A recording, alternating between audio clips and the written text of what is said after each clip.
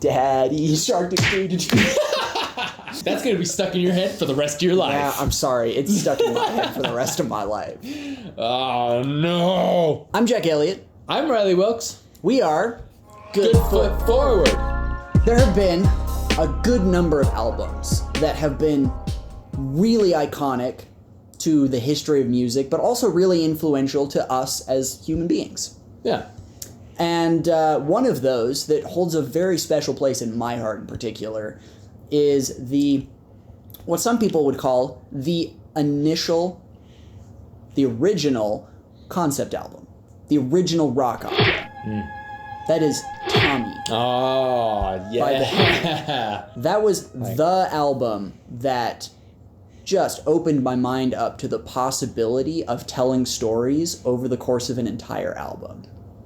Which is phenomenal. Which is kind of funny because I remember as I was 7th grade, I was just a young little 12-year-old. A way the L Jack. Wee little 12-year-old. Just I was maybe a little late to the boy. whole music game. I grew up around a lot of music, my dad being a guitar player, but I never really listened to music until I hit middle school.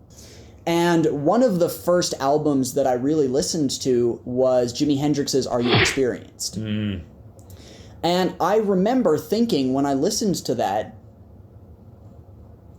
are these songs supposed to fit together? Are they supposed to tell a story? Yeah. And then realizing, no, they don't. That's a stupid idea because most albums are just a collection of songs. Sure. That was my thought process at the time. And then, several years later, discovering Tommy and realizing, actually, that can happen sometimes. That was so exciting to me. That was so cool. It's pretty rad.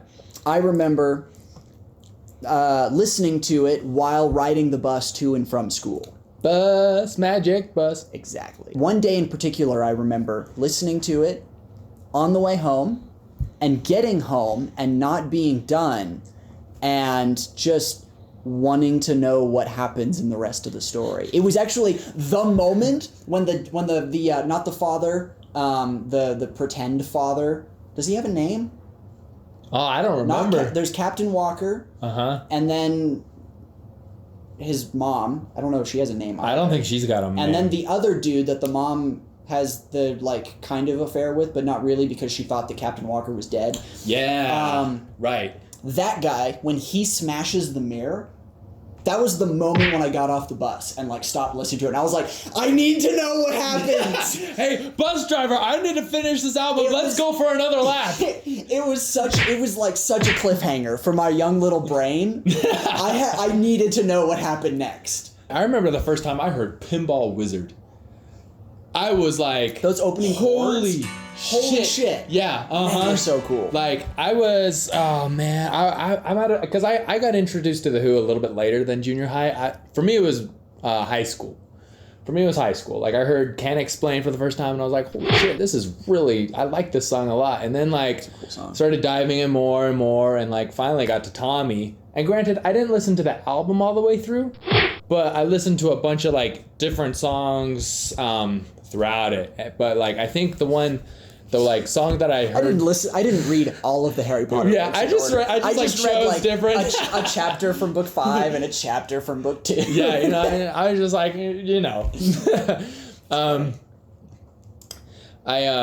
That's the cool thing about music, because you can do that. You can't do that with the Harry Potter books. Yeah, not really. You can't pick a random chapter out of Lord of the Rings and expect it to make any sense at all. Yeah, with Harry Potter, I just read the first line out of the first book where it's this is the Dursleys off Privet Drive and they're the greatest people. Thank you very much.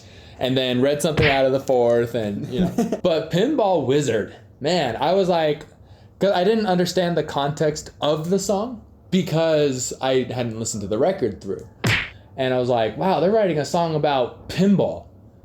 This is badass, and then there's the sure plays a mean pinball. Yeah. It's so epic. It was. I was like, but holy the majority fuck. of the majority of the album is played on acoustic guitars. Yeah, right. And it's so epic. And like Pete Townsend, no one makes an acoustic guitar sound better than Pete Townsend does. That's a fact. My own opinion. Like, that is a fact. They even played that song at the Super Bowl. Yeah. And he didn't have a Strat. He had an acoustic guitar. Yeah. That he played it on an acoustic guitar. And So good. like I was, learning a bunch of different songs on the guitar at the time and like was getting into the Who. And I was like, "Oh my god, I need to learn Pinball Wizard like yesterday."